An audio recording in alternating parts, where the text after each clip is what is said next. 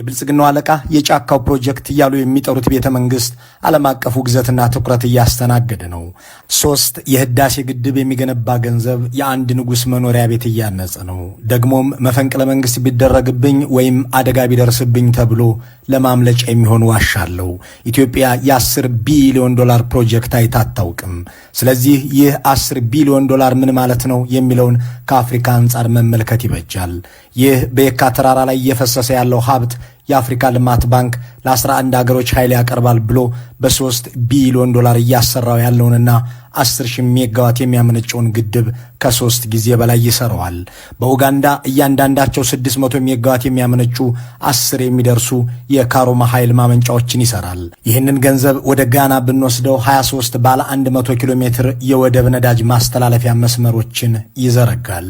ይህንን ገንዘብ ሞሮኮ ብታገኘው አሁን እየሰራቸው ያለውን ባለ 150 ኪሎ ሜትር የኃይል ማስተላለፊያ በ31 እጥፍ ታበዛው ነበር። እንዲህ እያለ የሚያነጻጽረው ተነባቢው ግሎብ ኤንድ ሜል ነው። ይህ ዘገባ ሰሞኑን መነጋገሪያ ሆኖ ሰንብቷል። የተለያዩ አካላትም እየተቀባበሉት ነው። የብልጽግናው አለቃ የጫካው ፕሮጀክት እያሉ የሚጠሩት ቤተ መንግስት ዓለም አቀፉ ግዘትና ትኩረት እያስተናገደ ነው። ዓለም አቀፍ መንግስታት፣ የጥናት ተቋማት፣ የረድኤት ድርጅቶች፣ ጋዜጠኞች ይህንን ግንባታ በማስመልከት ብዙ እያሉ ናቸው። አብዛኛው ኢትዮጵያዊ በጉዳዩ ላይ ዝምታን ቢመርጥም ከአልጄዚራ እስከ ዋሽንግተን ፖስት፣ ከሲኤንኤን እስከ ቢቢሲ ስለዚህ ቅንጡ ቤተ መንግስት አላስፈላጊነት ብዙ ማለታቸውን ቀጥለዋል። አንድ መንግስት ካላበደና ጤናው ካልታወከ በቀር 30 ሚሊዮን ህዝቡን እያስራበ አርሶ አደሮቹን ማዳበሪያ እየከለከለ ፋብሪካዎቹን እየዘጋ ሚሊዮን ስራ አጥ ወጣት እያዛጋ ባለበት ሁኔታ የአንድ ንጉስና ቤተሰቡ ይኖሩበት ዘንድ ይህንን ያህል ገንዘብ አያፈስም ነው ነገሩ። በዚህ ዝግጅት ስለዚህ ከ10 ቢሊዮን ዶላር በላይ ወጪ ስለሚደረግበት ወይም ዘንድሮ ከተያዘው የአገሪቱ በጀት 59 በመቶ የሚሆነውን ገንዘብ ስለሚወስደው ስለዚህ ቤተ መንግስት የምንለው ነገር ብዙ አይደለም። ከወራት በፊት ተነባቢው የፈረንሳዩ ሌሞንድ የመንግስት ባለስልጣናትን አነጋግሮ የቤተ መንግስቱ ግንባታ 13.8 ቢሊዮን ዩሮ እንደሚፈጅ ነግረውታል። ይህም ማለት የዘንድሮውን የአገሪቱን ጠቅላላ በጀት የሚያህል ማለት ነው። እንዲህ ባሉ አሃዛዊ ሙግቶች መቀጠል የዚህ መሰናዶ ፍላጎት አይደለም። ዋናው ጉዳያችን በቀደመው ጊዜ የሚኒሊክ ቤተ መንግስት በሚባለውና አሁን ግን የጦጣና ዝንጀሮ መዋያ ተደርጎ አንድነት ፓርክ እየተባለ በሚጠራው ቤተ መንግስት ውስጥ ሆነው ኢትዮጵያን የመሩ ሰዎችን ከቤተ መንግስት አንጻር መቃኘት ነው። ኮሎኔል መንግስቱ ኃይለማርያም ቤተ መንግስት የነበራቸው ኑሮ እንዴት ያለ ነበር? ምን አይነት ቤትና ቢሮ፣ ምን አይነት ቁሳቁስ ይገለገሉ ነበር? ጠቅላይ ሚኒስትር መለስ ዜናዊስ እንዴት ያለ አኗኗር ነበራቸው? እነዚህ መሪዎች ለቤተ መንግስት ግንባታና እድሳት የነበራቸው አመለካከትስ ምን ይመስል ነበር? በቤተ መንግስቱ ውስጥ ልጃቸውን የዳሩት ኃይለማርያም ደሳለኝስ ከዚህ ግቢ ጋር የነበራቸውን ኑሮ ምን አይነት ነበር? የሚሉትን እያነሳን እንደ ዝንጀሮዋ ከሁሉም በፊት የመቀመጫ ይቅደምልኝ ካሉት የአሁኑ ጠቅላይ ሚኒስትር የቅንጦት ኑሮ ጋር እናነጻጽራለን። ለመሆኑ የቀደሙት መሪዎች እንዲህ ያለ ወይም ይህን አከል አሊያም ሻል ያለ ቤተ መንግስት ያልሰሩት ስላልቻሉ ነው ወይስ ስላልፈለጉ የሚለውን ጥያቄም አንስተን ለመመለስ እንሞክራለን። ለዚህም የሰውና የሰነድ ማስረጃዎችን እንጠቀማለን።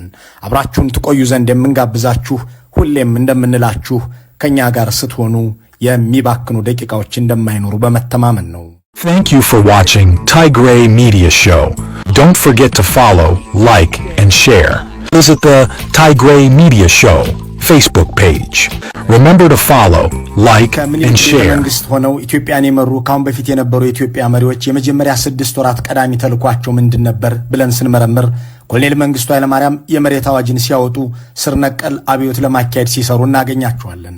አቶ መለስ ዜናዊ ደግሞ በሚኒሊክ ቤተ መንግስት ውስጥ የመጀመሪያውን 6 ወር ያሳለፉት የሽግግር መንግስት በመመስረት ሰላምና መረጋጋት በማስፈን የፕሬስ ህግንና የኢኮኖሚ ፖሊሲን አውጥቶ በመተግበር ነበር። አቶ ኃይለማርያም ደሳለኝ በበኩላቸው የእድገትና ትራንስፎርሜሽን እቅድን መተግበር ላይ አተኩረዋል። አብይ አህመድ ግን በመጀመሪያው 6 ወር ዋና ስራቸው ያደረጉት ቤተ መንግስትን ማሳመር፣ ለዚህም 5 ሚሊዮን ዶላር ማውጣትና ሪፐብሊካን ጋርድ ማቋቋም ነበር። ስለ ሰላምና መረጋጋት ሲጠየቁ እኔ የሰፈራችሁ ሚሊሻ አይደለሁም በማለት እያጣጣሉ እንደ አዲስ የገነቡትን ቤተ መንግስት የምስራቅ አፍሪካ መሪዎችን ጋብዘው እንደ ትልቅ ፕሮጀክት አስመርቀውታል። አፄ ኃይለ ሥላሴ እንኳን የአባቴ መሬት በሚሉት ግቢ ውስጥ በሰሯቸው ቪላዎች ለ30 ዓመታት ከመሩ በኋላ መኖሪያ ቤታቸውን ለአሁኑ የአዲስ አበባ ዩኒቨርሲቲ ያስረክበው ኢዮቤልዩ ቤተ መንግስትን አሰርተው የገቡት በ31ኛው የንግስና ዓመታቸው ነበር። ከነዚህ ሁሉ የአብይ ለምን ተለየ የሚለውን ከመመልከታችን በፊት የኮሎኔል መንግስቱ ኃይለማርያምን ኑሮና ቤተ መንግስት እናስታውስ። ኮሎኔሉ የደርግ ወሳኝ ሰው ሆነው ከ1966 የመጨረሻ ወራት እስከ 1969 የመጀመሪያ ወራት ድረስ አገሪቱን የመሩት ሪቻ አካባቢ በሚገኘው የአራተኛው ክፍለ ጦር ግቢ ውስጥ እየኖሩ ነበር። በተለምዶ የላይኛው ቤተ መንግስት የሚባለውን የሚኒልክን ቤተ መንግስት ደርግ ይጠቀምበት የነበረው እንደ ጽሕፈት ቤት ሲሆን ያኔው ሻለቃ መንግስቱም በዚሁ ግቢ ውስጥ ስራቸውን ሲሰሩ ውለው ማታ ወደ ቤታቸው ይወርዳሉ። ግቢው እንደ እስር ቤት የሚያገለግል ነበር። ይሁን እንጂ በ1969 መስከረም ወር ላይ ከ4 ኪሎ ወደ 4ኛ ክፍለ ጦር ሲሄዱ በኢህአፓና ሻዕቢያ አማካኝነት ግድያ ከተሞከረባቸው በኋላ መዋያቸውንም ማደሪያቸውንም የሚኒልክ ቤተ መንግስትን አደረጉ። ከ1969 የመጀመሪያ ወራት አንስቶም እስከ 1983 ድረስ ቆይተውበታል። በዚህ ግቢ ውስጥ የነበራቸው 14 ዓመታት ኑሮ ምን ይመስል ነበር የሚለው ዕለታዊ ቁም ነገራችን ነውና እሱን እንመልከት። ሻለቃው ቤተ መንግስት ግቢ ውስጥ የገቡት ከዋናው የቤተ መንግስቱ አጸድ ወደ በዓታ ማርያም ገዳም በተጠጋው ቦታ ላይ ወዳለችው አነስተኛ ቪላ ውስጥ ነበር። ወደ ቤቱ ውስጥ የገቡትም በአራተኛው ክፍለ ጦር ግቢ ውስጥ ሲኖሩ ይገለገሉባቸው የነበሩ ዕቃዎችን ይዘው ነው። አስገራሚው ነገር ወደ ቤተ መንግስቱ ሲገቡ ይዘዋቸው የመጡትን እነዚሁን ዕቃዎች ሐረር የ3ኛ ክፍለ ጦር የግምጃ ቤት ኃላፊ እያሉ ይጠቀሙባቸው የነበሩ መሆናቸው ነው። የደርጉ ሹም የነበሩት ዘነበ ፈለቀ እንደጻፉት እነዚህ ከሐረር ወደ 4ኛ ክፍለ ጦር ከዚያም ወደ ቤተ መንግስት የገቡት ዕቃዎች በተራ ጣውላ የተሰራ አልጋ፣ አንድ አነስተኛ ቁም ሳጥን፣ ከቀርከሃ የተሰራ የስፖንጅ መቀመጫ ያላቸው በመታጠብ ብዛትም የወየቡ የሳሎን ወንበሮች፣ 4 ወንበሮች ያሉት የደከመ የምግብ ጠረጴዛና አንድ ፍሪጅ ነበሩ። ሶፋ አልነበራቸውም። እነዚህን ከሐረር ጀምረው የሚያንኳትቷቸውን ደካማ ዕቃዎች ይዘው ቤተ መንግስት መግባታቸው የደርግ ሹሞችን አስጨነቀ። መንግስቱ ግን ለግል ኑሯቸው የሚጨነቁ ስላልነበሩ ከቁም ነገሩም አልቆጠሩት። በመሆኑም የአገር መሪ በእነዚህ ዕቃዎች እየተገለገለ መቀጠል የለበትም ያሉ ደርጎች መወያየት ጀመሩ።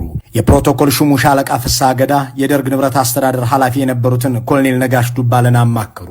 እናም ደካማዎቹና አሮጌዎቹ የመንግስቱ ዕቃዎች ከቤት እንዲወጡ ተስማሙ። ኮሎኔል መንግስቱ ለስራ ሲወጡ ጠብቀው እነ ኮሎኔል ነጋሽ እነዚያን የመንግስቱን የድህነት መገልገያዎች በሙሉ አውጥተው የተሻለ ያሏቸውን ዕቃዎች አስገቡ። ኮሎኔሉ ከስራ ለምሳ ወደ ቤታቸው ሲገቡ ይህ ሁሉ ዕቃ ተቀይሮ ጠበቃቸው። በማግስቱ ጠዋት በደርግ ስብሰባ ላይ ይህ ነገር አንድ ጴጥሮስ ገብሬ በተባለ የደርግ አባል ከፍተኛ ትችትን አመጣባቸው። እሳቸውም ሳልሰማና ሳላውቅ የተፈጸመ ነው ብለው የቤተ መንግስቱን ዕቃ ለመከፋፈል አንዳችንም መብት የለንም በማለት ኮሎኔል ነጋሽ ዱባለን አዲሱን ዕቃ በሙሉ አውጥተው እነዚያን አሮጌ ቀርቃሆቻቸውን እንዲያስገቡላቸው አዘዙ። ባለቤታቸውን ጋሼ እያሉ የሚጠሩት የኮሎኔል መንግስቱ ሚስት ወይዘሮ ባንቺም ጋሼ ተቆጥቶኛልና ዕቃችሁን እሰዱ ብለው ለሻለቃ ፍስሐ ገዳ ደወሉ። ፍስሐም መንግስቱን አግኝተው የደርግ ሊቀመንበር መሆንህን ረሳህ ወይ? እንግዶች ሊያነጋግሩ ቢመጡ በዚያ ሁሉ እንኩቶ ዕቃህ አታፍርምን? አንተ ባታፍር እኮ እኛ እናፍራለን በማለት ሊሞግቱ ሞከሩ። ይህንን የጻፉት የራሳቸው የመንግስቱ ኃይለማርያም ጓድና ቢሮአቸው በዚያው በቤተ መንግስት ውስጥ የነበረ ዘነበ ወይም ገስጥ ናቸው። የኮሎኔሉን የቤተ መንግስት ሕይወት ባጭሩ የገለጹት አቶ ፋሲካ ሲደልል ደግሞ መንግስቱ በመንግስት ገንዘብና ንብረት አስተዳደር ረገድ የሚጠነቀቁ መሆናቸውን ገልጸው በዕለት ተዕለት ሕይወታቸው በብዙ የአፍሪካ ሀገሮች እንደምናውቃቸው መሪዎች የተንደላቀቀ አኗኗር የማይፈልጉና ዝንባሌውንም የሚኮንኑ ናቸው። መንግስቱ በማናቸው መመዘኛ ቢታይ እንደ አገር መሪ አልኖሩም። እንዲያውም ከአንድ የክፍለ ጦር አዛዥ የሚሻል ሕይወት አልነበራቸውም በማለት ይቀጥላሉ። ኮሎኔል መንግስቱ ከ4ኛ ክፍለ ጦር ወጥተው ቤተ መንግስት ከገቡ በኋላ ይኖሩበት የነበረውን ቤት ለመቀየር ፈቃደኛ ባለመሆናቸው የደርግ ባለስልጣናት አንድ አጋጣሚ መጠበቅ ነበረባቸው። ለርዕሰ ብሔር የሚመጥን ቤት ለመስራት ኮሎኔል መንግስቱ ከአገር እስኪወጡ ጠበቁ። ህዳር 3 1971 ዓ.ም አጋር አገሮችን ለመጎብኘትና እርዳታ ለማግኘት በሚል ከአፍሪቃ እስከ አውሮፓ የዘለቀ ጉዞ ሄዱ። ይህንን አጋጣሚ የተጠቀሙት እነ ፍስሐ ገዳም በ31 ቀናት ውስጥ ቀንና ሌሊት ለአንድ አገር መሪ ይመጥናል ያሉትን ቤት ሰርተው ጠበቋቸው። ከጉብኝታቸው ሲመለሱ ይህ ቤት ሲሰጣቸው ደስተኛ እንዳልነበሩም ነበር ላይ ተጽፏል። ይህንን መኖሪያ ቤት ሙዚየም አድርጌዋለሁ የሚሉት የአሁኑ ጠቅላይ ሚኒስትር ደግሞ 10 ቢሊዮን ዶላር መድበው የራሳቸውን ቅንጡ መንደር ከየካ ተራራ እስከ ጉራራ ጎራ ድረስ እያስገነቡ ናቸው። የኮሎኔል መንግስቱ ብቻ ሳይሆን እዚህ ግቢ ውስጥ በኋላ የምናየው የአጼ ምኒልክም ከመቶ ዓመት በፊት የተሰራው በጣም ብዙ ድንቅ ስራዎች አሉ። የአጼ ኃይለ ሥላሴ ስራዎች አሉ። የራሳቸው የኮሎኔል መንግስቱ መኖሪያ ቤት አለ። እነዚህም በሙሉ የሚጎላቸው ሞልቶ በማስዋብ የኢትዮጵያ ታሪክ ተደርጎ ተወስዷል። በአፄ ኃይለ ሥላሴ ዘመን ለንጉሱ ችሎትና ለመሰል ነገሮች ብቻ ሲያገለግል የነበረው የሚኒሊክ ቤተ መንግስት አገር መሪዎችን ማኖር የጀመረው ከኮሎኔል መንግስቱ አንስቶ ነው። ከሳቸው ቀጥሎ የገቡት መለስ ዜናዊም ልክ እንደ መንግስቱ ቤተ መንግስት የማነጽና የግል ኑሮን የማደላደል ፍላጎት አልነበራቸውም። ቤተ መንግስቱን አድሶና አሳምሮ ከመኖር ይልቅ የአገሪቱን አርሶ አደር ኑሮና ሰላም ማሻሻል ይቀድማል የሚል ፖሊሲ የነበራቸው መለስ በቀጥታ ያተኮሩት በልማትና ሰላም ስራዎች ላይ ነበር። ሌላው ቀርቶ ምግብ ሰሪዎችና የቤተ መንግስት ሰራተኞች አንዳንዶቹ በንጉሱ ዘመንም የነበሩ፣ አብዛኞቹ ደግሞ በመንግስቱ ኃይለማርያም ዘመን የሰሩ ነበሩ። እንዳሁኖቹ ጥላ ከተባለ ጂም ቤት ተንጋግተው ሄዱ አይደሉም። የቀድሞ ፕሬዚዳንት ነጋሶ ጊዳዳ ዳንዲ በተባለ መጽሐፋቸው ላይ ስለ ሁለቱ ቤተ መንግስት ሲያትቱ እሳቸው ይኖሩበት የነበረው የኢዮቤልዩ ቤተ መንግስት የሚያፈስ አይጦችም የሚተረማመሱበት ነበር ይላሉ። በላይኛው ቤተ መንግስት ግቢ ውስጥ ቤት ስለማሰራት ታስቦ በጀት የለም መባሉን ያነሱና እንዲህ ያስታውሳሉ።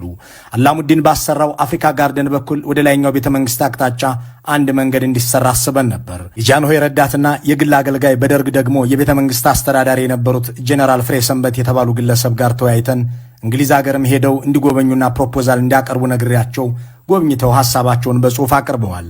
ሆኖም አንድ ጊዜ የገንዘብ እጥረት አለ፣ አንድ ጊዜ ደግሞ የቅንጦት ነው እየተባለ ሳይሰራ ቀረ በማለት የቤተ መንግስት እድሳትና መለስ ዜናዊ የነበራቸውን የተራራቀ ልብ በትዝታቸው ነጋሶ አውግተዋል። ጠቅላይ ሚኒስትር መለስ ይኖሩበት በነበረው ቤት ውስጥ እየተመላለሰች ልጃቸውን ታስጠና የነበረችው ራሄል ሞገስ ደግሞ ከሳቸው ቤት የኔ የመምህሯ ቤት ይሻል ነበር ብላ በመገረም ታስታውሰዋለች። ራሄል አባቷ የደርግ ባለስልጣን ሆነው በኢህአዴግ መንግስት የታሰሩ፣ እሷ ደግሞ የሊሴ ገብረ ማርያም ትምህርት ቤት መምህር የነበረች፣ በዚህ ሙያዋም ቤተ መንግስት ገብታ ታስጠና እንደነበር ገልጻ በምን አይነት ሁኔታ ጠቅላይ ሚኒስትሩ ይኖሩ እንደነበር ከአሁኖቹ ገዢዎች ጋር በማነጻጸር ስትገልጽ በቅርቡ ተደምጣለች። ሰናይ ይባላል። ሰናይ መለስ ይባላል።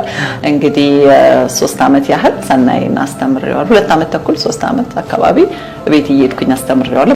የመጀመሪያ ጊዜ ቤተ መንግስት የገባሁት ያው እንደማ ምን ጉድ ነው የምትለው፣ በቃ ታያለህ፣ ሁሉን ነገር ግቢውን ታያለህ ምናምን፣ በጣም ያስደነግጣል። ግቢው ትልቅ ነው። ቤት ግን ስገባ የኔ ቤት ይሻል ነበር። እናቱ መለስ ዜናዊ ቤት ምንም እንግዲህ ገብቼ ራሴ ያየው ሰው ስለሆንኩኝ ይሄንም ለመመስከር ምንም አልፈራም። አሁን ካለው መንግስት ጋር እናያለን አይደል? እና ገብቼም ባላቅ መቼስ አሁን ስለምናየው እንዲህ ምን ጉድ ነው ያልኩት። እኛ ቤት ሶፋ ይሻል ነበር፣ ማስተምርበት ሶፋ ምንም ለእንደዛ አይነት ነገር የሚጨነቁ ሰዎች አልነበሩም መሰለኝ፣ አላቅም። ብቻ ግቢው ነው እንጂ የሚያስደነግጠው። በቤት ውስጥ ከገባው በኋላ እኔ የምልህ ጥሩ ቤት ኖር ያለሁኝ እና ለምንም ውስጡ አላስደነቀኝም ስለእውነት። የአቶ መለስን ቤት አውቀዋለሁ የሚሉ አንድ ሰው ሲያስረዱ ወደ መሬት ውስጥ ገብቶ የተገነባ በመሆኑ ምክንያት የሚያፍንና አንድ የቤተሰቡ አባልም በዚሁ ምክንያት የአስም ህመም ተጠቂ የሆነበት ነው ይላሉ። ቤቱ የተገነባው በደርግ ዘመን ኮሎኔል መንግስቱ ኃይለማርያም ለ31 ቀን ወደ ውጭ ሀገር በሄዱ ጊዜ ከተገነቡት ቪላዎችም አንዱ እንደነበር ያስታውሳሉ። በዚህ ሁኔታ ከምኒልክ ቤተ መንግስት አገር እየመሩት የቀድሞው ጠቅላይ ሚኒስትር መለስ ዜናዊ 20 ዓመት ለሚጠጋ ጊዜ እንዲህ ባለ ቤት ውስጥ መኖር የቀጠሉ ሲሆን በመጨረሻዎቹ ዓመታት ግን ቤት እንዲቀየርላቸው ተወስኖ ግንባታ ተጀምሮ እንደነበር ተሰምቷል። አቶ ኃይለማርያም ደሳለኝም ይህንን ቤት ጨርሰው እንደገቡበት ጠቅላይ ሚኒስትር አብይ ሲናገሩ ተሰምተዋል። ጠቅላይ ሚኒስትር መለስ ጀምረውት ጠቅላይ ሚኒስትር ኃይለማርያም የጨረሱት ቤት አለ። ቢሮ አሳመርን። ይሄኛውን ቦታ የኛን ቢሮ አካባቢ አሳመርን። ይሄ ውበት ወደ ግቢው መስፋት አለበት። ከ1969 ዓ.ም እስከ 2010 ዓ.ም ድረስ የነበሩት መሪዎች ይኑሯቸው እንዲህ ያለ ነበር። ለግል ኑሯቸው የሚጨነቁና የተንደላቀቁ የሚባሉ አልነበሩም። ብልጭልጭ ነገር ለአገር አስፈላጊ ነው ብለውም የሚያምኑ አልነበሩም። የቀድሞቹ የሚኒሊክ ቤተ መንግስት ነዋሪዎች የቤተ መንግስት ግንባታና ውበት የግል ምቾትን ማደላደያ ነው ብለው የሚያምኑ፣ የአገሪቱ ሕዝብ በድህነትና በዕለት ምግብ እጦት እየተሰቃየ ባለበት ሁኔታ ለራስ ድሎት ተብሎ ቤተ መንግስት ማነጽ ተገቢ ነው ብለው የማያምኑ በመሆናቸው ያደረጉት ነው። ደግሞም በዚህ ረገድ የቀደሙት መሪዎች ተጠያቂነት አለባቸው። ኮሎኔል መንግስቱ ሳያውቁና ሳይሰሙ የቤት ዕቃ ቢቀየርላቸው ከደርግ ጓዶቻቸው ግምገማ አላመለጡም። በኢህአዴግ ዘመን እንዲህ ያለ ነገር በይፋ ሰርቶ የተገኘ አመራር ሂስ እንደሚያወራርድም ተጽፏል። 7ኛ ንጉሥ ነኝ የሚሉት ጠቅላይ ሚኒስትር አብይ ወይም ደግሞ ግሎብ ኤንድ ሜል የንግስና ናፍቆት ሲል የሰየመላቸውን ፍላጎታቸውን ለማሳካት $10 ቢሊዮን ሲመድቡ ግን ምን እያደረጉ ነው ብሎ የሚጠይቃቸው የለም። ቢጠየቁም አያገባችሁም ሲሉ ይመልሳሉ። የዚህ ምክንያት ምንድነው ተብለው ባይጠየቁም በአንድ ወቅት ግን $5 ሚሊዮን አውጥተው ግቢ ሲያስቡ ያልተደመሩ ሰዎች ጥያቄ ማብዛታቸውን ተከትሎ ምላሽ ያሉትን ነገር ሲሰዱጡ ተደምጠዋል። ፕሮቶታይፑ እዚህ ጋር ሳይሰራ ማድረግ እንደምንችል ሳናረጋግጥ ሀገርን ማልማት ሀገርን መቀየር የሚባል ጥቅል ንግግር አሳማኝ አይደለም። አንዱ አርጊውመንት የራሱን ኤንቫይሮንመንት ያልቀየረ መሪ ሀገር ሊቀየር አይችልም። የራሱ መቀመጫ ያስተካከለ መሪ ሊል ይችላል፣ ግን ሊያደርግ አይችልም። ግደሎትም ክቡርነቱ እንደ ጄኔራል ፓርክ ያሉ መሪዎች ሀገራቸውን ከድህነት አላቀው ያዘመኑት በአንድ ደሳሳ ግቢ ውስጥ እየኖሩ ነበር። አሜሪካውያን አባታችን የሚሏቸውና ታላቋን ሀገር የመሰረቱት ጆርጅ ዋሽንግተን እንኳን ቤተ መንግስት ቋሚ መኖሪያ ቤትም አልነበራቸውም። ከ18ኛው ክፍለ ዘመን አንስቶ እስካሁን ድረስ የአሜሪካ ፕሬዝዳንቶች የሚኖሩበት ዋይት ሃውስ ከአንድ ባለጸጋ አሜሪካዊ ያነሰ ስፋትና ጥራት ያለው እንደሆነ ግልጽ ነው። የራሱን መቀመጫ ያልቀየረ መሪ አገር አይቀይርም የሚል መርህ አይሰራም። ይልቁንም አገር ሲቀየር የመሪው ኑሮም ይሻሻላል የሚለው መርህ ነው ትክክል። ይህ የብልጽግና ወንጌል መንፈስ ያመጣቦ ለአገር የማይጨነቅ ተፈጥሮ ያመጣቦት እንጂ ትክክለኛ አባባል አይደለም ብሎ የሚሞግታቸው ሳይሆን አበጁ የኛ ሙሴ የሚላቸው ሰው ይበዛ ስለነበር በዚሁ ተደፋፍረው አሁን $10 ቢሊዮን ቤተ መንግስት ወደ ማነጽ ገብተዋል። ጠቅላይ ሚኒስትር አብይ ወደ ስልጣን ከመምጣታቸው አንድ ዓመት አስቀድመው ባሳተሙት መጽሐፍ የቀደሙ የኢትዮጵያን መሪዎች በብዙ አውግዘዋል። በጠቅላይ ሚኒስትሩ ከተወገዙ ነገስታት አንዱ አጼ ኃይለ ሥላሴ ናቸው። ለውግዘታቸው ምክንያት አድርገው ካስቀመጡባቸው ብዙ ጉዳዮች አንዱ በመጽሐፋቸው ገጽ 63 ላይ እንዲህ ይነበባል። አጼ ኃይለ ሥላሴ በድንቁርና ለታወረው ህዝባቸው አይኑን እንዲገልጥ ትምህርት ቤት ከመገንባት ይልቅ በየደብሩ ለክብራቸው መገለጫ ቤተ መንግስት ሲያስገነቡ ኖረዋል። ሁሉም ቤተ መንግስት የንግስናቸው መገለጫ ነውና ቢኖሩበትም ባይኖሩበትም የንጉሥ ያህል ይፈራል፣ ይከበራል፣ ይጸዳል፣ ይነጠፋል ይላል ጽሑፉ። ጠቅላይ ሚኒስትሩ ንጉሱ ትምህርት ቤት መገንባት የተገባቸው ቤተ መንግስት መስራታቸውን ባወገዙ በዓመቱ ቤተ መንግስት ሲገቡ ቀዳሚ ስራቸው ያደረጉት ቤተ መንግስት ማደስና መገንባትን ነበር። ዩኒቨርሲቲዎችን እያዳከሙ ትምህርት ቤቶችን በጦርነት እያወደሙም ማንም አያስቆመኝም በማለት $10 ቢሊዮን በላይ አውጥተው ቤተ መንግስት ያነጹት ሰው በ2009 ዓ.ም በጻፉት መጽሐፍ ግን አጼ ኃይለ ሥላሴን በድንቁርና ለታወረው ህዝባቸው ትምህርት ቤት ከመገንባት ይልቅ በየደብሩ ቤተ መንግስት አስገነቡ በማለት ይተቿቸው ነበር። ወጓ ይቅርብኝ ያሉ የሚመስሉት አቶ ሽመልስ አብዲሳም ከ57 ቢሊዮን በላይ አውጥተው የራሳቸውን ቤተ መንግስት በአዲስ አበባ እያስገነቡ ናቸው። በህዝብ ደም ላይ የተሰራ ቤተ መንግስት ግን በብዙ አገሮች የመጨረሻ ጣፈንታው ሙዚየም መሆን ነው። ቦካሳም ሆነ ሳዳም ሁሴን፣ አልበሽርም ሆነ ጋዳፊ የተቀናጣ ኑሮ የኖሩበት ቤተ መንግስት የግማሾቹ ፈራርሶ እንስሳት ማርቢያ ሆኗል። የከፊሎቹ በደም ጭቃ የተገነባ ተብሎ የሚጎበኝ ሆኗል። የብልጽግናው ገዢዎች የሚያስገነቡትን ቤት ስንት ዓመት ይኖሩበታል? ከዚያ በኋላስ ምን ይሆናል የሚለውን ጊዜ የሚነግረን ይሆናል። Thank you for watching Tigray Media Show. Don't forget to follow, like, and share. Visit the Tigray Media Show Facebook page. Remember to follow, like, and share. Thank you for tuning in to the Tigray Media Show. Don't forget to follow, like, and share.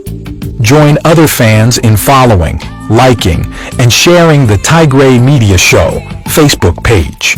Visit the Tigray Media Show Facebook page.